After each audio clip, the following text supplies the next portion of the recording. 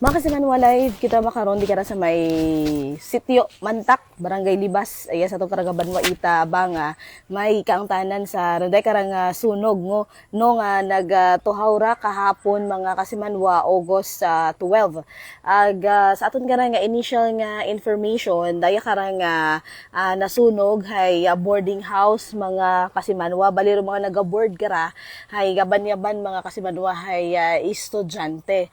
So kung makita naton karang plastada makaron hay wa gid ano kumbaga ray nga likod nga nga porsyon mga kasimanwa hay di ba na nakaron ka mga gamit pati ra nakaron yung mga yero hay ging pangsamad lang ani no sa nagtuhaw karang sunog mga kasimanwa kahapon sa atong nga pagsikyar hay ging check naton kung iyarong tag-iya agro nagabantay sa runday karang boarding house hay wa pa no tugog pa ani mga kasimanwa. So raya raton karang naabutan sa aton man karang pag-usisa sa aton karang BFP banga hay wa pa ita mataogid katon karang detalye mga kasimanwa.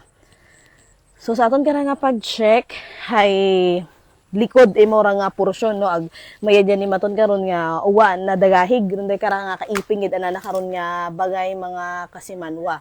So aton karang kutanon hinduna kung runday karang ginasugid karang boarding house hay ginagamit pabagara or ging abandona or abandonado at abagara kara sa may likod mga kasimanwa. Kay kung aton karang tan-awon medyo raada karang style hay CR root ang ani. So raya makaron da nga sitwasyon.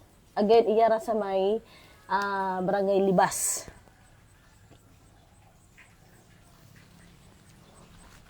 So wa pa man karon it initial gid nga details no.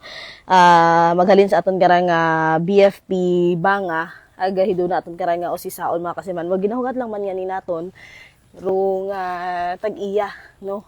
Kung pwede naton imaw mapangayuan ita detalye sa runday karang sunog mga kasimanwa.